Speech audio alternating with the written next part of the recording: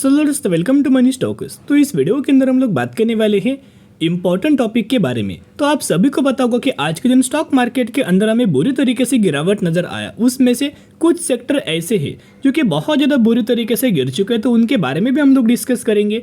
और आज के दिन मार्केट के अंदर क्यों हमें करेक्शन हुआ उसके पीछे का रीजन के बारे में भी हम लोग जानेंगे। और ये खरीदारी करने का मौका है या फिर धोखा है उसके बारे में भी हम लोग डिस्कस करेंगे।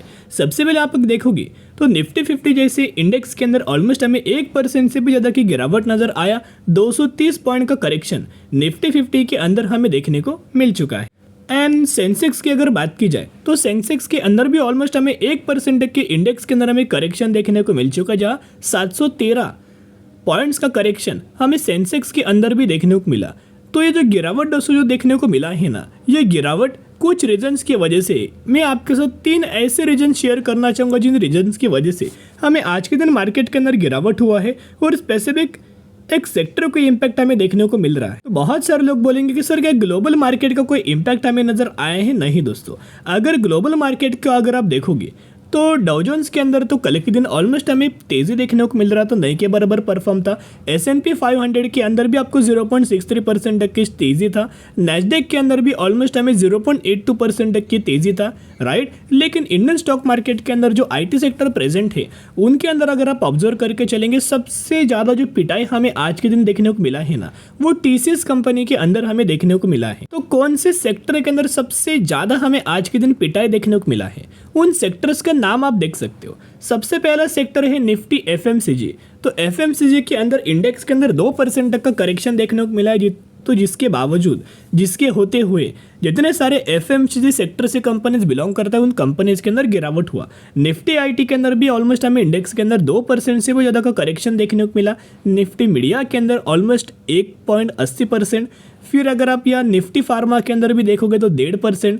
एंड निफ्टी POC बैंक्स के अंदर भी ऑलमोस्ट हमें 1% तक का करेक्शन नज़र आया हुआ है।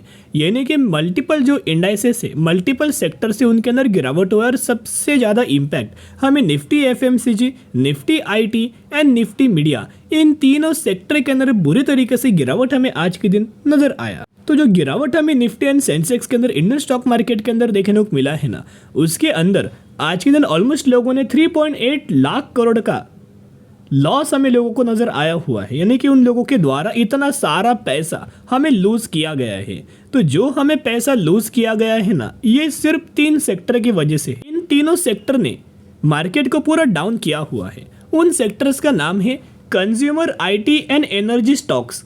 इन तीनों सेक्टर के अंदर दोस्तों आपको बुरी तरीके से गिरावट हुआ। और निफ्टी IT सेक्टर के अंदर गिरावट होने का कारण एक है जो कि TCS। तो TCS के लगातार जैसे मार्केट ओपन हुआ था वैसे TCS के अंदर हमें फॉल नज़र आया हुआ था।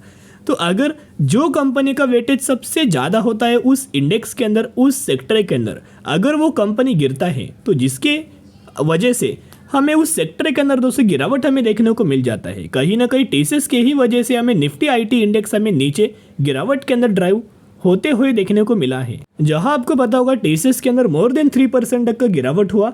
और इसके पीछे का रीज़न एक है कि जो टाटा सन्स प्लान कर रहे हैं कि $1.13 बिलियन का जो स्टेक है वो सेल करने वाले हैं, कहीं ना कहीं 3.7% डिस्काउंट प्राइस पर।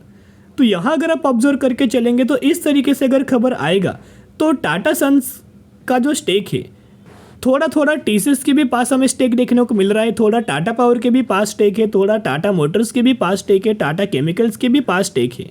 तो कहीं ना कहीं जिस कंपनी के पास ज़्यादा स्टेक है उस कंपनी के अंदर हमें फॉल हमें आज के दिन देखने को मिला है। तो कहीं ना कहीं अगर आप ऑब्जर्व करके चलेंगे जो टाटा सन्स का जो प्लान है ना कि इतना सारा स्टेक बेचने वाले 3.7% डिस्काउंट प्राइस के ऊपर, इस वजह से ही पूरा सेक्टर हमें डाउन TCS के द्वारा हमें किया गया है।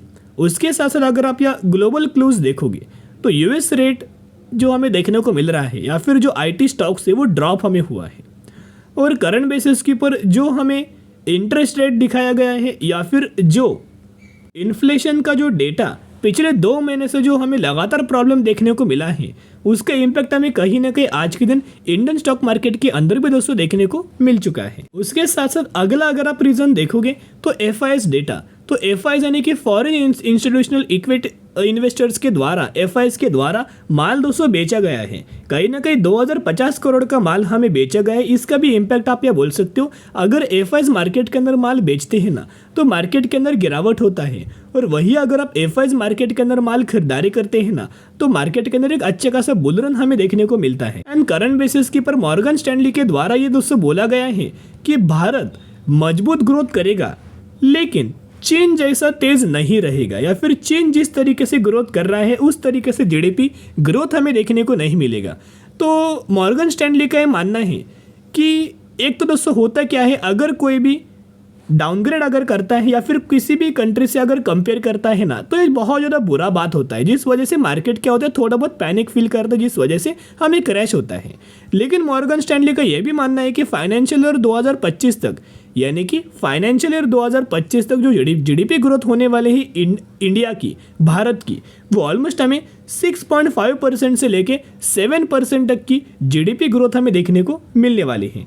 ये कोई दोस्तों बुरी बात नहीं है, लेकिन क्या होता है ना, अगर कंपैरिजन अगर होता है तो जिसके द्वारा बहुत सारे इंडेक्स के अंदर, इंडाइसेस के अंदर या फिर मार्केट के अंदर हमें पैनिक लेवल क्रिएट किया जाता है, और जिस वजह से ये गिरावट हमें देखने को मिल सकता है। कहीं ना कहीं करंटली अगर आप ऑब्जर्व करके चलेंगे तो जो मैंने आपके साथ शेयर किया कि फाइनेंशियल ईयर 2025 तक जो जीडीपी ग्रोथ होने वाली है 6.5% से बढ़ाकर उनके द्वारा 7% किया गया है। ये नेगेटिव खबर नहीं है, लेकिन दोस्तों पॉजिटिव खबर है, लेकिन मल्टीपल रीजंस भी नेगेटिव थे, सेंटिमेंट्स नेगेटिव थे, जिस वजह से हमें कमजोरी आज के दिन इंडियन स्टॉक मार्केट के अंदर देखने को मिला। उसके साथ साथ एक और रीज़न हो सकता है कि आपको पता होगा बहुत सारे small cap and mid cap stocks के द्वारा बढ़िया तरीके से रिटर्न हमें बड़े बड़े इन्वेस्टर्स को दिया गया है। तो जो बड़े प्लेयर मार्केट को जो लगातार मैनिपुलेट करते हैं उनके द्वारा होता क्या है, ये सेलिंग के अंदर बाइंग करते हैं, राइट। इनके द्वारा 2023-2022 के अंदर बहुत बड़ा माल हमें बाइंग किया गया था दोस्तों, और वही कंपनी के द्वारा इनको 200% तक का रिटर्न, 250% तक का रिटर्न, 300% तक का रिटर्न कई सारी कंपनीज के द्वारा डिलीवर किया गया है। तो बड़े प्लेयर्स के द्वारा भी दोस्तों माल बेचा गया होगा, प्रॉफिट बुकिंग हुआ होगा, जिस वजह से एक इम्पैक्ट हमें इंडियन स्टॉक मार्केट के अंदर आज के दिन नजर आया। लेकिन ये चलता रहेगा, बाइंग सेलिंग चलता रहेगा। लेकिन यही गिरावट के अंदर आपने ऑब्जर्व किया होगा कि निफ्टी आईटी के अंदर गिरावट हुआ, एफएमसीजी सेक्टर के अंदर गिरावट हुआ, ये मीडिया सेगमेंट के अंदर भी गिरावट हुआ। तो जो अच्छे अच्छे सेक्टर है, अच्छे कंपनीज जो लगातार गिर रहा है, उन कंपनीज के अंदर आपको खरीदारी दोस्तों करना चाहिए। जैसे कि टीसीएस के अंदर गिरावट हुआ, खरीदारी करना स्टार्ट कर दीजिएगा, विप्रो के अंदर खरीदारी करना स्टार्ट कर दीजिएगा, इन्फोसिस के अंदर खरीदारी करना स्टार्ट कर दीजिएगा। एफएमसीजी सेक्टर वाले कंपनीज बहुत सारे हैं, जैसे कि आप एग्जांपल ले लीजिएगा कि आईटीसी कंपनी के अंदर खरीदारी करना, या फिर आप बोल सकते हो कि जो हिंदुस्तान यूनिलीवर कंपनी है उनके अंदर भी खरीदारी करके चल सकते हो, क्योंकि वो कंपनीज लॉन्ग टर्म ओरिएंटेड है। शॉर्ट टर्म के अंदर आपको रिटर्न नहीं मिलेगा, लेकिन कंसिस्टेंटली आपको लॉन्ग टर्म के अंदर बढ़िया तरीके से कंपनीज में रिटर्न प्रोवाइड करके दे देगा। तो ऐसे जो अच्छी कंपनी जो लगातार गिर रही है गिरावट वाले माहौल के अंदर, जैसे कि एचडीएफसी बैंक है वो भी लगातार गिर रहा है, बजाज फाइनेंस भी अच्छे खासे डिस्काउंट प्राइस के अंदर बिलोंग कर रहा है, ऐसे सच कंपनीज को अपने पोर्टफोलियो के अंदर यही गिरावट के अंदर बाइंग करने का एक बढ़िया मौका होता है। तो जरूर बाय ऑन स्ट्रेटेजी अप्लाई करना, गिरावट होती रहेगी लेकिन यही गिरावट के अंदर बाइंग करने का बढ़िया मौका है। चलिए आज के लिए इतना ही। अगर आपको वीडियो पसंद आए जरूर वीडियो को लाइक और चैनल को सब्सक्राइब करके चल सकते हो। फिर मिलेंगे, बाय।